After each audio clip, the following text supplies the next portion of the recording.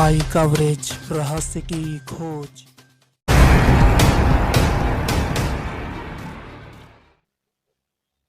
उत्तराखंड राज्य के मुख्यमंत्री पुष्कर सिंह धामी ने नई टिहरी बोराड़ी स्थित नगर पालिका हॉल में आयोजित आपका सुझाव हमारा संकल्प जन संवाद कार्यक्रम में बतौर मुख्य अतिथि शिरकत की।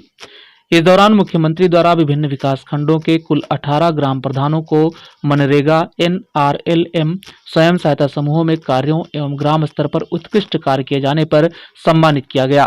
कार्यक्रम में माननीय मुख्यमंत्री द्वारा पंचायत प्रतिनिधियों से सीधे तौर पर संवाद किया गया एवं उनकी समस्याएं सुनी गईं।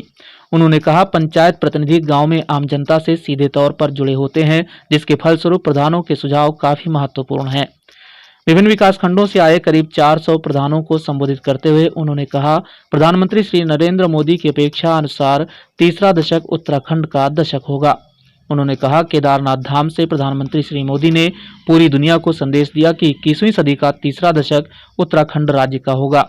उन्होंने कहा, राज्य जब 25वां स्थापना दिवस मना रहा होगा तब राज्य सभी क्षेत्रों में देश का अग्रणी एवं आदर्श राज्य होगा।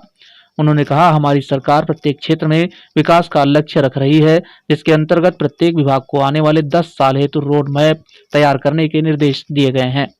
पलायन, रोजगार, स्वास्थ्य, शिक्षा जैसे तमाम मुद्दों पर आने वाले सालों में किस तरह सरकार और जनता के बीच समन्वय बनाकर कार्य किया जाए, इसके लिए सरकार ने बोधिसत्व विचार श्रृंखला कार्यक्रम की शुरुआत की है, जिसके माध्यम से सरकार विभिन्न क्षेत्रों में कार्य कर चुके अनुभवी लोगों से सुझाव ले रही है।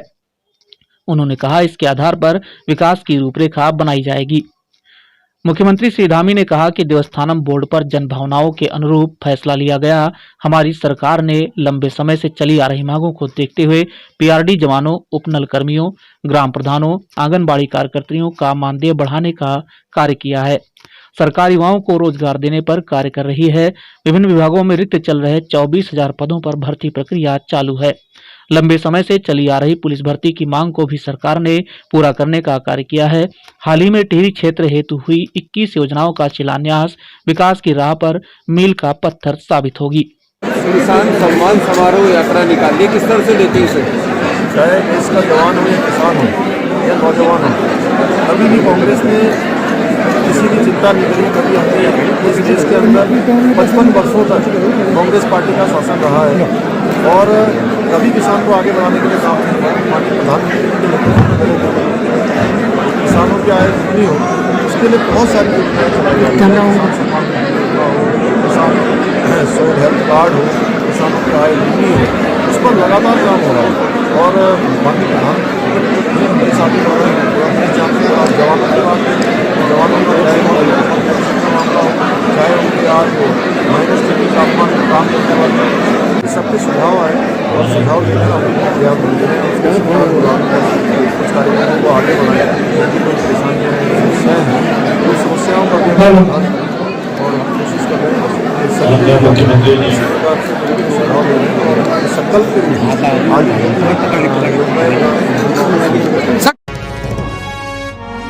चहुमुखी विकास में अग्रसर सरकार, जनगण मन के हुए सपने अब साकार। अब हम जैसे युवाओं को टेंशन लेने की कोई जरूरत नहीं है, क्योंकि उत्तराखंड सरकार के मुख्यमंत्री स्वरोजगार योजना के जरिए हम युवाओं को रोजगार से जोड़ा जा रहा है। अलग अलग विभागों में चलाई जा रही अन्य रोजगार योजनाओं का लाभ देने के लिए अब एक ही जगह पर कैंप लगाकर सारी औपचारिकताएं पूरी की जा रही हैं। इसके साथ ही नैनो उद्यम जैसे सिलाई, बुनाई, फल सब्जी विक्रेता, ऐसे लोगों को भी सरकार वित्तीय अनुदान दे रही है। धामी जी की सरकार ने कोरोना काल में प्रभावित हुई भर्ती प्रक्रियाओं में युवकों को बड़ी राहत देते हुए समूह ग और ख के पदों पर आयु सीमा में 1 वर्ष की छूट दी है।